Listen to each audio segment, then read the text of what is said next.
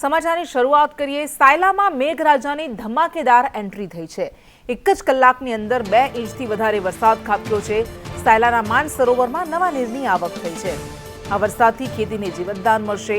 હાઈવેના નીચાણવાળા વિસ્તારોમાં પાણી ભરાઈ ગયા છે। 1 કલાકની અંદર વરસાદે ધડબડાટી બોલાવી અને 2 ઇંચથી વધારે વરસાદ ખાબક્યો હતો। સાયલાના માનસરોવરમાં સારો વરસાદ થવાને કારણે નવા નીરની આવક થઈ છે। તો ખેડૂતો કે જેઓ વરસાદની રાહ જોઈને બેઠા હતા, કારણ કે વરસાદે આ વખતે લાંબો બ્રેક લીધો છે કેટલાક વિસ્તારોમાં, તો આ વરસાદ વરસવાને કારણે ખેતીને જીવનદાન મળશે। જો કે કેટલીક જગ્યાએ હાઈવેના નીચાણવાળા વિસ્તારોમાં પાણી પણ ભરાઈ ગયા હતા। આ દ્રશ્યો અમે આપણે બતાવી રહ્યા છીએ। સાયલામાં મેઘરાજાએ ધમાકેદાર એન્ટ્રી કરી છે। જો કે ગુજરાતમાં અત્યારે સાર્વત્રિક વરસાદ નથી વરસી રહ્યો। હાલ મેઘરાજાએ જાણે કે વિરામ લીધો હોય એમ ક્યાંક છૂટાછવાયા ઝાપટા પડી રહ્યા છે, પરંતુ આ બધા વચ્ચે સાયલામાં સુરેન્દ્રનગરમાં જ્યાં સૌથી વધારે વરસાદની આ વખતે ઘટ વર્તાઈ રહી છે, આ સુરેન્દ્રનગરના સાયલામાં ધોધમાર વરસાદ ખાબક્યો હતો અને 1 કલાકની અંદર જ 2 ઇંચથી પણ વધારે વરસાદ વરસ્યો હતો। હજુ પણ સારો વરસાદ વરસે તેવી રાહ જોવાઈ રહી છે, કારણ કે ખેડૂતો માટે આ વરસાદ આશીર્વાદરૂપ વરસાદ છે। વાવણી થઈ ગઈ છે અને લાંબો વિરામ લીધો છે, એના કારણે ચિંતાના વાદળો તેમના મનમાં છવાઈ ગયા છે। જ્યારે સારો વરસાદ વરસે તો આ ચિંતાના વાદળો હટી શકે એમ છે। આ તરફ શ્રાવણમાં ભાવનગર, અમરેલી અને રાજકોટ જિલ્લામાં વરસાદી માહોલ જામ્યો છે। ભાવનગરના સિહોર, અમરેલીના બગસરા અને રાજકોટના ધોરાજીમાં ધોધમાર વરસાદ વરસ્યો છે। આ ઉપરાંત ભાવનગરના સિહોર, વરલ, રામગઢ, થોરાળીમાં પણ ધોધમાર વરસાદ ખાબક્યો। ભારે વરસાદને પગલે બગસરા અને ધોરાજીના નીચાણવાળા વિસ્તારોમાં પાણી ભરાઈ ગયા હતા। તો આ દ્રશ્યો અલગ અલગ 3 દ્રશ્યો અમે આપણે બતાવી રહ્યા છે। આ એ પંથકો છે કે જ્યાં આજે વરસાદી માહોલ જામ્યો। ભાવનગરના સિહોરમાં, અમરેલીના બગસરામાં અને ધોરાજીમાં પણ આજે વરસાદ ખાબક્યો। આ બધા વચ્ચે જૂનાગઢ જિલ્લાના ખેડૂતો માટે સારા સમાચાર છે। કૃષિ મંત્રી રાઘવજી પટેલે મહત્વનું નિવેદન આપ્યું છે કે ભારે વરસાદને કારણે જે પણ નુકસાન થયું છે તેનો સર્વે શરૂ કરવામાં આવશે અને આ સર્વે પૂર્ણ થયા બાદ નુકસાનીનું આકલન કરવામાં આવશે। નુકસાની પ્રમાણે સરકાર સહાય આપશે। સર્વે શરૂ થઈ ગયો છે। ખેડૂતોએ ચિંતા કરવાની જરૂર નથી, તેમને વળતર અપાશે નુકસાનના અંદાજ પ્રમાણે। પાક વીમા યોજના અત્યારે અસ્તિત્વમાં નથી। રાજ્ય સરકાર જ્યારે કુદરતી આફતો આવે ત્યારે એનું આકલન કરી અને સીધી ખેડૂતોને સહાય આપે। સર્વે ચાલુ છે। અત્યારે સર્વે કરવા જેવું થયું છે। હું ગઈકાલે ઘેડ પંથકમાં હતો, હજી ખેતરોમાં પાણી ભરાયેલા, એટલે સર્વે થાય એનો અહેવાલ આવે, એના આધાર ઉપર નુકસાનીના પ્રમાણમાં સરકાર ખેડૂતોને સહાય કરશે। વડોદરામાં મનીષા ચોકડી પાસે કાર ભૂવામાં ખાબકી। કાર પસાર થતી હતી અને એ જ સમયે રોડ બેસી ગયો, જેના કારણે કાર ભૂવામાં પડી। કાર ભૂવામાં ખાબકતા ત્યાં ટ્રાફિક જામના દ્રશ્યો સર્જાઈ ગયા હતા। પાણી અને ડ્રેનેજમાં લીકેજથી ભૂવા પડી રહ્યા છે અને તેના કારણે આવી રીતે વાહનો ઘણી બધી વખત આવી રીતે ભૂવામાં ખાબકે છે, જેના કારણે અકસ્માતમાં ઘણા લોકો જીવ પણ ગુમાવતા હોય છે। વડોદરાનો આ વિડીયો, વડોદરાની આ ઘટના કાર ભૂવામાં ખાબકી હતી। જ્યારે કાર પસાર થઈ રહી હતી એ સમયે જ અચાનક ત્યાં રોડ પર ભૂવો પડી ગયો હતો।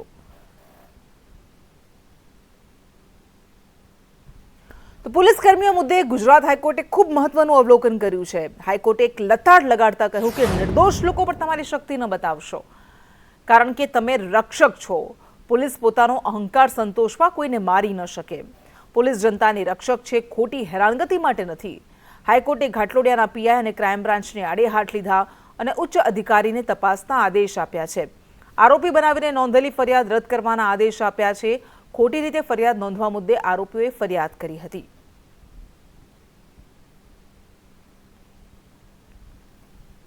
ટ્રાફિક વ્યવસ્થા પર સરકારની કોર્ટમાં એફિડેવિટ। જનતાએ ફરજ સમજીને હેલ્મેટ પહેરવું જોઈએ। પોલીસ હોય છતાં પણ વાહન ચાલકો ટ્રાફિક નિયમો તોડે છે। અરજદારે હાઈકોર્ટમાં રજૂઆત કરી છે। પોલીસ વાહન ચાલકો પાસેથી મન ફાવે તેવા દંડ વસૂલે છે। આરટીઓના સર્વર વારંવાર ડાઉન થઈ જાય છે। હાઈકોર્ટે કહ્યું કે આરટીઓથી પ્રજા પરેશાન ન થાય તેવી વ્યવસ્થા કરો, દાવાઓ ન કરો, ટ્રાફિક વ્યવસ્થાને સરળ બનાવો।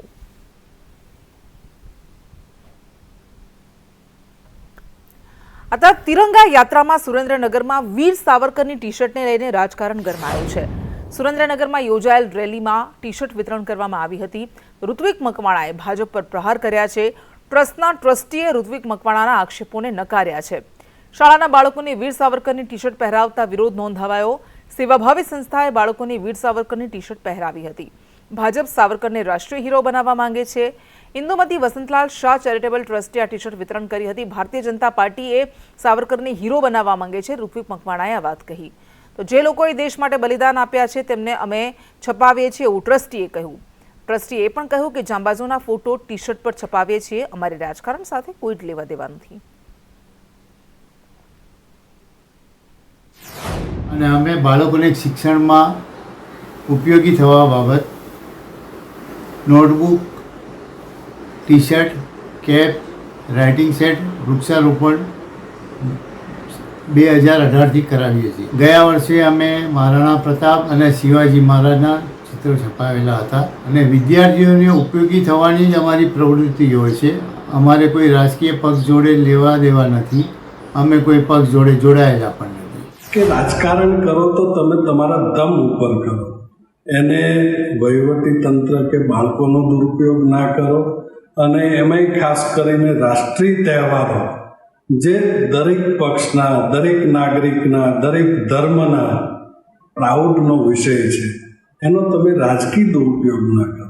પણ કહું છું કે ભારતીય જનતા પાર્ટીએ કોઈ ટી શર્ટની વહેંચણી નથી કરી, નંબર 1. અને વાત રહી બાળકોની, તો સ્કૂલની અંદર ક્યારેય રાજનીતિ ન કરવી જોઈએ. બાળકોને કોઈ દાતાઓએ ડોનેશનમાં ટી શર્ટો આપ્યા હોય અને સ્વતંત્ર વીરોના ફોટા લગાવ્યા હોય તો એમાં કશું ખોટું નથી.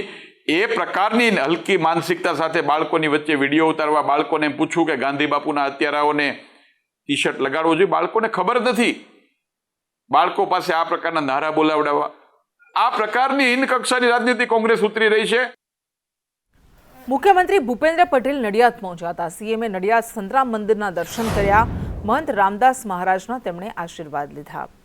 તો મુખ્યમંત્રી ભૂપેન્દ્ર પટેલે નડિયાદ પહોંચી સંતરામ મંદિરના દર્શન કર્યા હતા.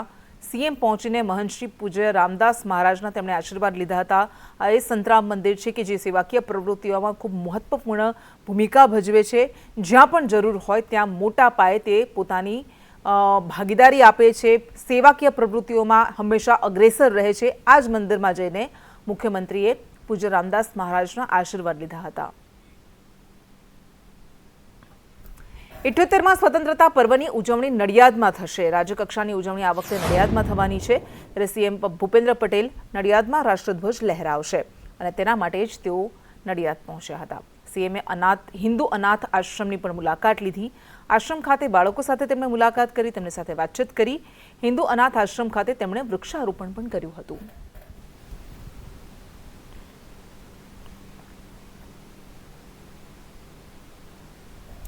રાજકોટ મનપાના ફાયર વિભાગનું વધુ એક કારસ્તાન સામે આવ્યું છે. ફાયર એનઓસી માટે દલાલો વહીવટ કરાવતા હોવાનો ધડાકો થયો છે. એક ધંધાર્થીને ફાયર એનઓસી માટે 25,000ની ઓફર કરાઈ હતી. વહીવટ કરતા શખ્સે ફાયર એનઓસી લેવા માટે ઓફર કરી. વેપારી અને દલાલ વ્યક્તિની આ ઓડિયો ક્લિપ વાયરલ થઈ રહી છે. અગ્નિકાંડ બાદ પણ આ વહીવટ તો ચાલુ જ છે. આ ધડાકો થયો છે.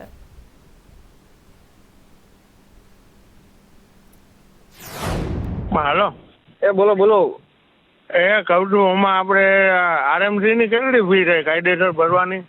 કાયદેસર તો એવું છે, જયારે ત્યાં હાવ છેલ્લે સુધી આપણે પ્રોસેસ કરીને ત્યારે એમાં દેખાડે કેટલી થાય. 2,000 થાય, 1,000 થાય, 5,000 થાય. એ તો આપણા માળ જેટલા હોય એ મુજબ હોય છે ને? એટલે એના કેલ્ક્યુલેશન પ્રમાણે છેલ્લે આપણને ખબર પડે. હા, તો એમ નહીં તો એના સિવાય એના શેના દેવાના? ઈ વહીવટના બધાયના એફએસઓ ના અને એનઓસી આપે એના ની. હજી આવો કાંડ થયો તોય વહીવટ કરે આ લોકો? પણ એ તો ચાલુ જ હોય ને. મનસુખ સાગઠિયા સામે ચાર્જશીટ ફાઇલ કરવામાં આવી છે. આરએમસીના પૂર્વ ટાઉન પ્લાનિંગ ઓફિસર છે મનસુખ સાગઠિયા. જ્યુડિશિયલ મેજિસ્ટ્રેટ સમક્ષ ચાર્જશીટ ફાઇલ કરવામાં આવી છે. નકલી મિનિટ્સ બુક બનાવવા બાબતે ચાર્જશીટ ફાઇલ કરાઈ. પોલીસે 40 જેટલા સાક્ષીઓના નિવેદન નોંધ્યા છે. અગ્નિકાંડની ઘટના બાદ ખોટી મિનિટ્સ બુક બનાવી. પોલીસથી બચવા માટે આ ખોટી મિનિટ્સ બુક બનાવવામાં આવી હતી.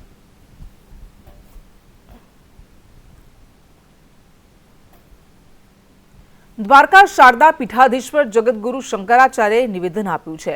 અમદાવાદમાં સંત સંમેલનમાં તેમણે નિવેદન આપ્યું. ભારતમાં વસતા બાંગ્લાદેશોને લઈને તેમણે કહ્યું કે બાંગ્લાદેશીઓએ વિચારવું જોઈએ કે તેઓ ક્યાં સુરક્ષિત છે. બાંગ્લાદેશમાં હિન્દુઓ પર અત્યાચારો પર શંકરાચાર્યએ નિવેદન આપ્યું કે શા માટે હિન્દુઓને ટાર્ગેટ કરવામાં આવી રહ્યા છે. તમામ સનાતનીઓએ એક થવું પડશે. હિન્દુ એક થઈને બાંગ્લાદેશમાં થતા અત્યાચારોનો વિરોધ કરે. ધર્મની રક્ષા માટે આપણે એક થવું પડશે. આવનારી પેઢીઓને હિન્દુ શાસ્ત્રોનું જ્ઞાન આપવું જોઈએ. હિન્દુ નાસ્તિકો સામે પણ આપણે લડવાનું છે. इस तरह से जो अत्याचार हो रहा है और इसका यदि हम लोग आवाज नहीं उठाएंगे, भारत में रहने वाले हिंदू एक नहीं होंगे, आंदोलन नहीं करेंगे, उपदेश नहीं करेंगे, प्रार्थना नहीं करेंगे, भगवान से प्रार्थना भी करनी चाहिए, जो कर सकते हैं वो करना चाहिए. नहीं करेंगे तो पूरे विश्व में जहां जहां हिंदू हैं और जहां जहां ऐसी समस्याएं, राजनीतिक समस्याएं आएंगी, उनके साथ भी यही व्यवहार होगा. तो इसलिए हमें अपने देश को, हिंदुओं को भी जगाना है और विदेशों में जो रहने वाले हिंदू हैं, विदेशों में जो रहते हैं, पूरे विश्व में हिंदू फैले हुए हैं, करोड़ों की संख्या में फैले हुए हैं, उनकी रक्षा पर भी विचार करना है. અમદાવાદ મહેસાણા હાઈવેના ટોલ પ્લાઝા પર હોબાળો કરવામાં આવ્યો. સ્થાનિક ટ્રાન્સપોર્ટરે વાહન વચ્ચે મૂકી દેતા ટ્રાફિક જામ થઈ ગયો હતો. બસ અને ખાનગી વાહનોની હાઈવે પર લાંબી કતાર લાગી હતી. સ્થાનિક ટ્રાન્સપોર્ટરે આક્ષેપ કર્યો છે કે 10 કિલોમીટરના વિસ્તારમાં પણ ટોલ લેવામાં આવે છે. ટ્રાન્સપોર્ટર્સ તાલુકા પોલીસ સ્ટેશન પહોંચ્યા હતા.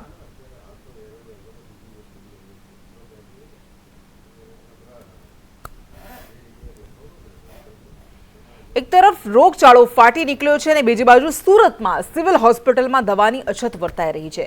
રોગચાળા વચ્ચે આ દવાની અછતથી દર્દીઓ પરેશાન થઈ ગયા છે. વોમિટિંગ, એસિડિટી વગેરે રોગની દવાની અછત છે. આ ઉપરાંત કેલ્શિયમ, એસિડિટી, વોમિટિંગ અને અન્ય કેટલીક બીમારીઓની પણ દવાની અછત વર્તાઈ રહી છે, જેના કારણે દર્દીઓએ પ્રાઇવેટ ખાનગી મેડિકલ સ્ટોરમાંથી દવા લેવાની ફરજ પડી રહી છે. રોજના હજારો દર્દીઓ સિવિલમાં સારવાર લઈ રહ્યા છે. लेने को आई थी, एक दवा नहीं मिली थी तो बाहर से लिया. कब से तकलीफ है ये तो बहुत साल हो गए. क्या तकलीफ है आपको?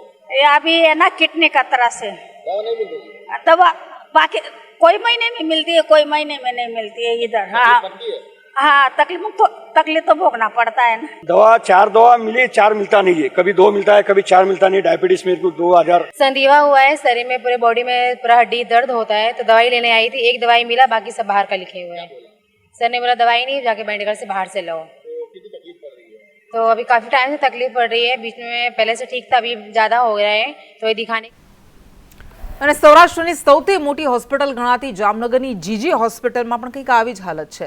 છેલ્લા 1 માસથી જરૂરી દવાઓનો સ્ટોક ખૂટી પડ્યો છે, જેને પગલે હોસ્પિટલમાં સારવાર માટે આવતા દર્દીઓને ન છૂટકે વધારે રૂપિયા આપીને ખાનગી મેડિકલમાંથી દવાઓ ખરીદવી પડે છે. જીજી હોસ્પિટલમાં રોજની 1500થી વધુ ઓપીડી નોંધાય છે અને સેંકડોની સંખ્યામાં ગરીબ અને મધ્યમ વર્ગના દર્દીઓ સારવાર માટે આવે છે. ત્યારે હોસ્પિટલમાં એન્ટીબાયોટિક્સ, ORS પાઉચ, ખેંચ, કેલ્શિયમ, એસિડિટી વગેરેની દવાઓ નથી. માનસિકની જે અમારે રેગ્યુલર ઘણા ટાઈમથી જે દવા અમે લઈએ છીએ એ દવા છે નહીં અને બીજી દવાઓ બદલાવીને આપે છે, એનાથી દર્દીને છે ને માફક આવતું નથી અને તકલીફમાં વધારો થતો હોય છે. મોટાભાગની દવાઓ અહીંયા રેગ્યુલર મળે છે અને થોડીક દવાઓ જે કદાચ વધારે લખાઈ ગઈ હોય અચાનકથી, તો એ જો ખલાસ થઈ ગઈ હોય તો આવકમાં જે 1-2 દિવસનું જો મોડું થયું હોય તો દાખલા તરીકે સામાન્ય દવાઓ છે જેમાં એની અવેજીમાં બીજી દવાઓ આપણે પ્રિસ્ક્રાઇબ કરી શકતા હોઈએ. તો સરકારી હોસ્પિટલ્સમાં દવાઓની અછતને મુદ્દે આરોગ્ય મંત્રીએ નિવેદન આપ્યું છે. આરોગ્ય મંત્રી ઋષિકેશ પટેલે કહ્યું કે દવાઓ ખૂટે નહીં તે માટે આયોજન કરવામાં આવ્યું છે.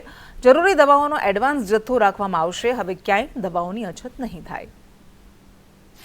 તાત્કાલિક એ બાબતના હુકમો પણ આપી જારી કરી દેવામાં આવ્યા છે અને સાથે હવે ફરીથી ઓટો ઇન્ડેન્ટના માધ્યમથી આ દવાઓ જ્યાં પણ અત્યારે અમારી આખી પ્રોસિજર ચાલી રહી છે અને જ્યાં પણ દવાઓ એડવાન્સ પ્લાનિંગ કરી અને 20% વધારે દવાઓનું પ્લાનિંગ કરી અને એ દવાઓ પહોંચાડવા માટે રાજ્ય સરકારની આખી યોજના બની ગઈ છે અને એ પ્રમાણે આવતા સમયમાં આવી ક્યાંય, આ તો મોટી હોસ્પિટલો છે પણ નાની PHC, CHC સુધી પણ કોઈ તકલીફ ના પડે એના માટે આગામી સમયમાં બિલકુલ એક વન વે પાથ દવાઓ જવાનો અને સાથે વપરાવાનો અને ખૂટે એ પહેલા જે દવાઓ પહોંચી જાય એ પ્રકારની વ્યવસ્થા આપણે કરી.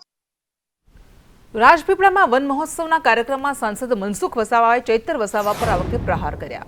કાર્યક્રમમાં ચૈતર વસાવાની ગેરહાજરી પર મનસુખ વસાવાએ પ્રહાર કરતા કહ્યું કે ધારાસભ્ય જંગલો કાપીને ખેડાણ કરાવે છે, પોતે પણ જંગલની જમીન પર ઘર બનાવી દીધું છે.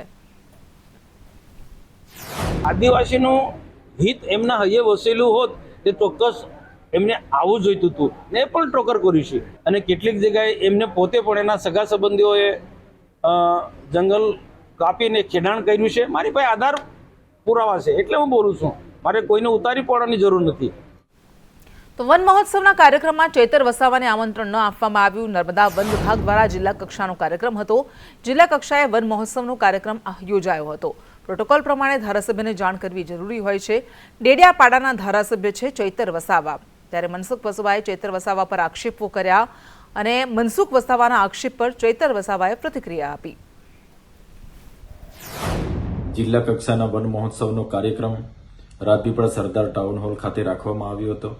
આ કાર્યક્રમને લઈને નર્મદા વન વિભાગના કોઈપણ અધિકારી દ્વારા મને આમંત્રણ પત્રિકા કે ટેલિફોનિક જાણ સુદ્ધા કરવામાં નથી આવી.